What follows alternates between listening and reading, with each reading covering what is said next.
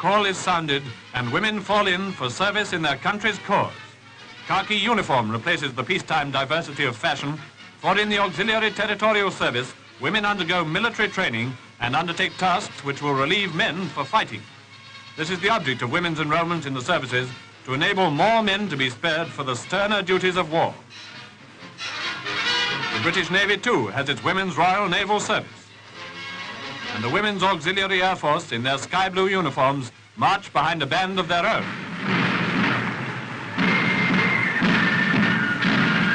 Then there are women who actually pilot airplanes in wartime. They fly new machines from factory to aerodrome, surely one of the most adventurous jobs which has so far fallen to the fair sex. But the duties performed for the competent services of the Crown are only the beginning of women's contribution in this war. Think of the demands of civil defense, for ambulance driving, which apart from running repairs involves a study of map reading as well as the ability to drive clad in heavy anti-gas clothing.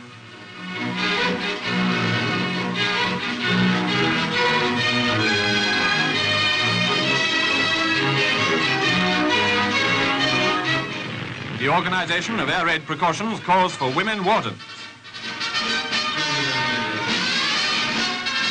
Women are enrolled in the auxiliary fire service. And thousands are in the picturesque land army. On them the country will rely for a large part of the increased acreage which must be put under the plough. The skill of these experienced hands will provide the homegrown food that the necessities of war dictate. Munitions. How can one start to describe the 101 industrial jobs performed by women? Dangerous jobs in many cases.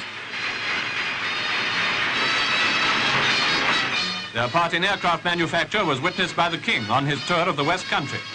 Indeed, there can be few industries nowadays in which women have no share, while in wartime every industry becomes national in its importance, as trade, commerce and finance are seen as vital factors in the struggle. To these paid labours, we must add the contribution which is purely voluntary and introduce women's voluntary services. Chairman of the organisation is Lady Ready. To this group and to a devoted band of organisers up and down the country goes the credit for a stupendous feat, that of assembling women's voluntary work throughout the kingdom in one concerted drive. For example, the provision of hospital supplies. Here, in a famous house, formerly the scene of many a ball or magnificent reception, society women sew and pack, forsaking fashion for white overalls. A modern machine, wielded by expert hand, cuts out 60 garments at a time. Or again, at the Royal Hospital, Chelsea, the wife of the governor runs a working party with an old pensioner to fetch and carry for the industrious helpers who are ranged in the hall which Charles II built.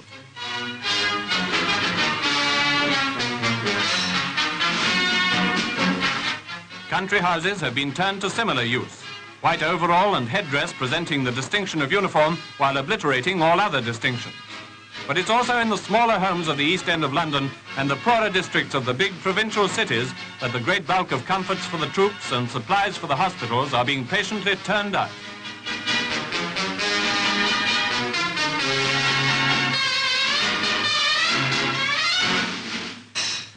And don't let's forget the youngsters, too. Cheery young folk, happily knitting, not knowing much of what it's all about, except that their fathers, brothers and uncles have gone away somewhere to fight someone called Hitler.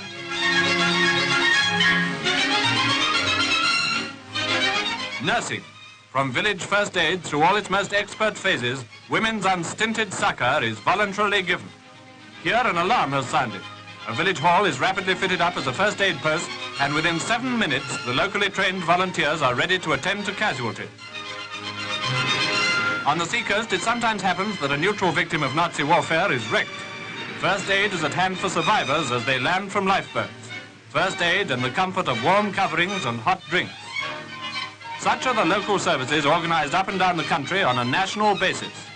So that the necessary proficiency may be obtained, first aid classes are held continually in every small community. The WVS also recruits for the Civil Nursing Reserve. This young lady is going to be a nursing auxiliary.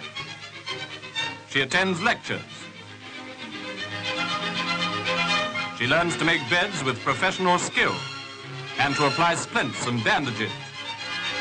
With fellow students, she enters the hospital. She learns to wash a patient in bed. At last, her great day comes, an operation. While our young nursing auxiliary cannot actually assist, she prepares and sterilizes instruments. In time of war, the great service of nursing is recognized as second only to that of the fighting forces. The work of healing is carried on in surroundings old and new. Nurses stand by on river steamers, ready to rush the injured out of bombarded cities. Trains, too, are converted into hospital wards. And a new need has been created by this war for hospitals deep in the heart of Britain, safe from air raids. Country mansions such as this have been taken over and staffed with experienced nurses who stand prepared for the dreaded casualties of aerial bombardment. Biggest feat so far of women's voluntary work, the evacuation.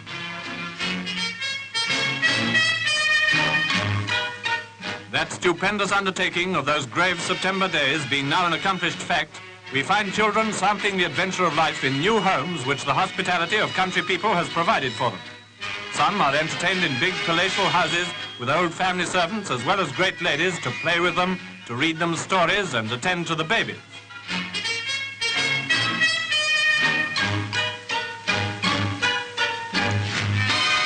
Some are received in more humble but intimate homes where their host may be an ex-soldier or for that matter an ex-sailor of the last war. There are other aspects of evacuation. Winter is more rigorous in the country, and we all know what kind of a winter 1939 to 1940 was.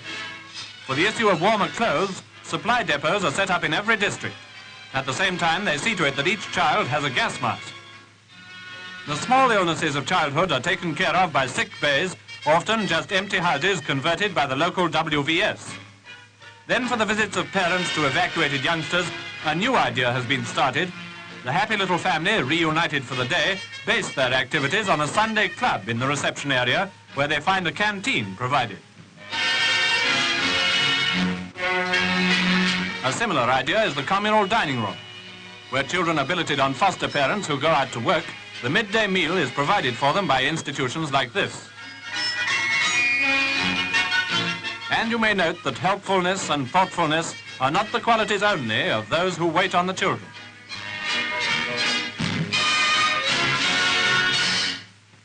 Canteens, of course, play a big part in women's voluntary work.